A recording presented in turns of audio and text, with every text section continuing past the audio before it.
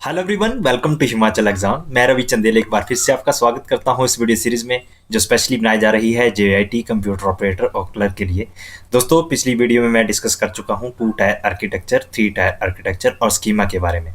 अगर आपने वो वीडियो नहीं देखी है तो प्लीज़ उस वीडियो को देख लीजिएगा। और अगर आपने हमारा चैनल अभी तक सब्सक्राइब नहीं किया है तो प्लीज़ हमारे चैनल को सब्सक्राइब कीजिए ताकि लेटेस्ट नोटिफिकेशन आपको टाइम टू टाइम मिलती रहे। दोस्तों, आज का जो हमारा टॉपिक रहने वाला है वो बहुत ही ज़्यादा इम्पॉर्टेंट रहने वाला है, क्योंकि इस टॉपिक में से 1 से 2 क्वेश्चन आपके हमेशा पूछे जाते हैं जो भी कम्पिटिटिव एग्जाम हो और वो रिलेट करता हो कंप्यूटर फील्ड से। तो आज का टॉपिक है हमारा डेटा मॉडल्स। और डेटा मॉडल्स मैंने आपको बताए थे, मतलब जब मैंने डीवीएमएस का सिलेबस डिस्कस किया था तो उसमें 5 टाइप के डेटाबेस मॉडल बताए थे, जिसमें मैंने बताया था कि हायरार्किकल डेटाबेस मॉडल है, एक है नेटवर्क मॉडल, एक है रिलेशनल मॉडल, एक है ईआर मॉडल और एक है आपका ऑब्जेक्ट ओरिएंटेड मॉडल। तो सबसे पहला जो मॉडल आपका आता है हायरार्किकल डेटाबेस मॉडल। दोस्तों, हायरार्किकल डेटाबेस मॉडल जो है आपका वो है सबसे ओल्डेस्ट, मतलब सबसे oldest type of data model. अगर आपसे पूछा जाए कि कौन सा डेटाबेस ऐसा मॉडल है जो सबसे ओल्डेस्ट है, तो आपने लिखना है हायरार्किकल डेटाबेस मॉडल जो है आपका वो सबसे ओल्डेस्ट है, जिसको डेवलप किया था आईबीएम के द्वारा 1968 में। और अगर आपसे पूछा जाए कि ट्री लाइक स्ट्रक्चर की तरह कौन सा डेटाबेस मॉडल काम करता है, तो उसका भी आंसर होगा हायरार्किकल डेटाबेस मॉडल।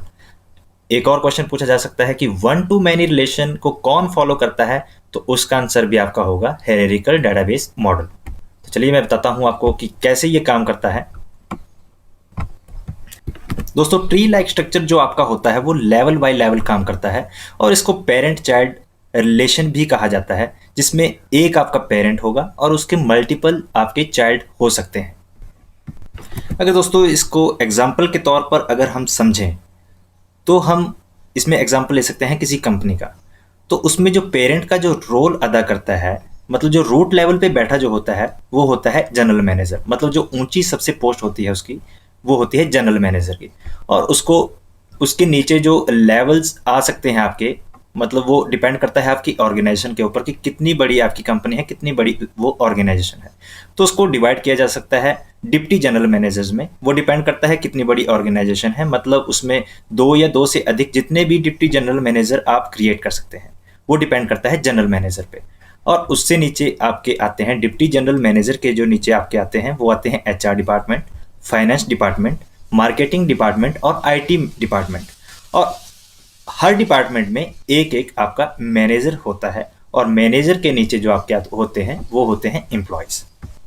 अब देखिए, देखने में तो ये स्ट्रक्चर आपको बहुत इजी लग रहा होगा, बट इसकी इम्प्लीमेंटेशन करना बहुत ही ज़्यादा टफ थी। वो कैसे थी? मान लीजिए डिप्टी जनरल मैनेजर के नीचे हमने कोई और डिपार्टमेंट ऐड करना है। तो जो डिपार्टमेंट हमने ऐड करना है उसकी इंफॉर्मेशन देनी पड़ती थी जनरल मैनेजर को भी, और उससे नीचे जो और आपके जो मैनेजर लगेंगे, जो एम्प्लॉयज़ लगेंगे, उनको भी उसकी इंफॉर्मेशन देनी पड़ती थी। कहने का मतलब ये है कि प्रोग्रामर्स के लिए इस स्ट्रक्चर को इम्प्लीमेंट करना बहुत ही ज़्यादा टफ था। आपने बात याद रखनी है कि ये वन टू मैनी रिलेशन को फॉलो करता है। फिर इसके बाद जो अगला डेटाबेस मॉडल आया आपका वो आया नेटवर्क डेटा मॉडल। दोस्तों, नेटवर्क डेटा मॉडल जो है आपका वो है advanced version of hierarchical data model. और मैंने आपको बताया कि हायरार्किकल डेटा मॉडल जो था आपका वो करता था ट्री स्ट्रक्चर को फॉलो, और जो नेटवर्क डेटा मॉडल है आपका वो आपका फॉलो करता है ग्राफ को। मतलब हायरार्किकल डेटा मॉडल में जो था आपका उसका क्या रूल था कि एक ही पेरेंट उसमें होता था, और नेटवर्क डेटा मॉडल में मोर देन वन पेरेंट हो सकते हैं। ये क्वेश्चन आपसे पूछा जा सकता है कि ग्राफ को कौन सा डेटा मॉडल यूज करता है, तो आपने लिखना है उसका आंसर नेटवर्क डेटा मॉडल।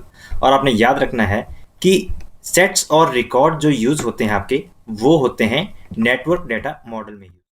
देखिए दोस्तों, हायरार्किकल डेटाबेस मॉडल में क्या था कि वन टू मैनी रिलेशन को फॉलो किया जाता था, और नेटवर्क डेटा मॉडल में क्या है कि मैनी टू मैनी रिलेशन भी फॉलो किए जा सकते हैं। और उसमें एक पेरेंट होता था और इसमें मल्टीपल पेरेंट आपके क्रिएट किए जा सकते हैं। अब हम एग्जांपल ले सकते हैं स्टोर का। स्टोर एक टेबल है आपका और उसको डिवाइड किया हमने 3 टेबल में, कस्टमर, मैनेजर और सेल्समैन। और उसके नीचे हमने 2 टेबल और ले लिए, ऑर्डर और आइटम। अब देखिए कस्टमर भी आपका ऑर्डर कर सकता है, मैनेजर भी कर सकता है और सेल्समैन भी कर सकता है। अब देखिए अगर हायरार्किकल डेटाबेस मॉडल का यूज किया जाता तो उसमें जो कस्टमर है उसके लिए अलग ऑर्डर का टेबल बनना था और मैनेजर के लिए अलग का बनना था, क्योंकि वो वन टू मैनी रिलेशन को फॉलो करता है। अब देखिए इसमें जो है मैनी टू मैनी रिलेशन को फॉलो किया जा रहा है। कैसे किया जा रहा है? देखिए स्टोर जो है आपका ये पेरेंट का रोल अदा कर रहा है और ऑर्डर भी आपका पेरेंट का रोल अदा कर रहा है। मतलब ऑर्डर वन टू मैनी, मतलब स्टोर वन टू मैनी। देखिए नेटवर्क डाटा मॉडल में मैंने आपको 3 बातें याद करने के लिए बताई। एक तो ये फॉलो करता है मैनी टू मैनी को, और 2 डाटा स्ट्रक्चर ये यूज़ करता है, एक करता है रिकॉर्ड और एक करता है सेट्स, और एक याद रखनी है आपने कि ये फॉलो करता है ग्राफ को। फिर इसके बाद जो अगला जो डाटाबेस मॉडल आपका आया उसका नाम है रिलेशनल डाटाबेस मॉडल, जो कि आजकल यूज़ होता है आपका करंट टाइम में।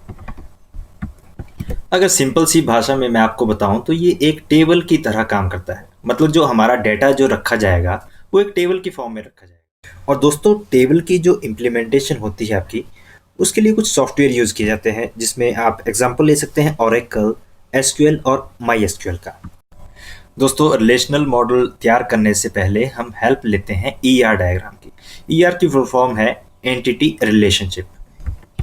ईआर डायग्राम को बताने से मतलब एक्सप्लेन करने से पहले मैं आपको रिलेशनल मॉडल के बारे में बता दूं। जो करंटली यूज आपके हो रहे हैं वो हैं आपके ओरेकल, एसक्यूएल और माई एसक्यूएल। अगर ईआर डायग्राम को अगर हमने इम्प्लीमेंट करना है तब हम इनका यूज करते हैं, जो कि मैंने आपको एग्जांपल दिए माई एसक्यूएल, एसक्यूएल, ओरेकल वगैरह का। और रिलेशनल मॉडल आपको बताता है कि डेटा को कैसे स्टोर करना है। मान लीजिए हमने स्टूडेंट का रिलेशन मतलब टेबल अगर डिज़ाइन करना है तो स्टूडेंट में क्या क्या एट्रीब्यूट आपके हो सकते हैं? वो हो सकते हैं roll number, name, address, phone और एज। ठीक है। अब अगर इसका एग्जांपल, अगर इसका हमने टेबल तैयार करना हो तो कैसे तैयार करेंगे? ये देखिए ये स्टूडेंट जो टेबल का नाम है ये, और इसका जो ये आपका टेबल डिज़ाइन हुआ वो इस तरीके से होगा। मतलब रोल नंबर की जगह रोल नंबर ही डाले जाएंगे, नेम की जगह नेम ही डाले जाएंगे, एड्रेस की जगह एड्रेस, फ़ोन नंबर की जगह फ़ोन नंबर और एज की जगह एज। दोस्तों इस टेबल में से ही आपसे एक क्वेश्चन बन सकता है। क्या क्वेश्चन आपके बन सकते हैं? सबसे पहला पूछ सकते हैं कि एट्रीब्यूट आपके क्या होते हैं। एट्रीब्यूट जैसे मैंने आपको बताया कि अगर स्टूडेंट आपका टेबल है, देखिए ये जो आपका स्टूडेंट टेबल है तो इसके एट्रीब्यूट आपके क्या क्या हुए? Roll number, name, address, phone और एज। तो ये आपके एट्रीब्यूट हुए।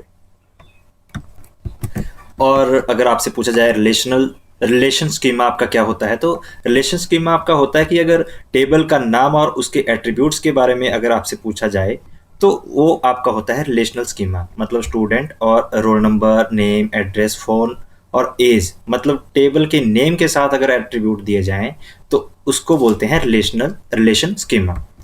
फिर अगर आपसे पूछा जाए कि टप्पल क्या होता है, तो ये इंपॉर्टेंट है आपका। ये आपसे पूछा जा सकता है कि टप्पल आपका क्या होता है। तो टप्पल जो आपका होता है वो होता है एक रो, मतलब कलेक्शन ऑफ रो कहलाती है आपकी एक टप्पल। अगर आपसे मतलब आपको मैं इस टेबल में बताऊं कि इसमें टप्पल क्या है आपका, तो दोस्तों इसमें एक तो ये आपका टप्पल होगा, एक ये टप्पल होगा, एक ये 3 और 4, मतलब 4 आपके इस टेबल में टप्पल है। और अगर आपसे पूछा जाए कि डिग्री क्या होती है, तो डिग्री होती है आपकी नंबर ऑफ एट्रीब्यूट्स। जितने आपको एट्रीब्यूट दिए हैं स्टूडेंट टेबल में वो आपकी होगी डिग्री। तो इसमें एट्रीब्यूट कौन कौन से हैं आपके? Roll number, name, address, phone और एज। मतलब कुल मिला के इसकी डिग्री है, स्टूडेंट टेबल की डिग्री है आपकी 5। और अगर आपसे पूछा जाए कि कार्डिनलिटी क्या है, तो कार्डिनलिटी आपकी होगी नंबर ऑफ टप्पल्स। जितने आपके टप्पल्स होंगे उसको कहा जाएगा कार्डिनलिटी। फिर अगर पूछा जाए कि कॉलम क्या है, तो कॉलम का तो आपको पता होगा मेरे हिसाब से कि कॉलम क्या है। तो कॉलम आपके होंगे, जैसे ये देखिए रोल नंबर ये वाला कॉलम है, ये वाला भी आपका कॉलम कहलाएगा, ये भी कॉलम कहलाएगा। और अगर रो पूछी जाए तो रो ये आपकी ये वाली होगी। मेरे ख्याल से आपको समझ आ चुका होगा। और अगर आपसे नल वैल्यू का पूछ लिया जाए तो जो वैल्यू अनअवेलेबल है उसको कहा जाता है नल वैल्यू। जैसा कि आप टेबल में देख सकते हैं। अब देखिए यहाँ जो है आपकी ये नल वैल्यू है, मतलब जो एग्जिस्ट ही नहीं है उसको कहा जाएगा नल वैल्यू। मेरे ख्याल से आपको समझ आ चुका होगा।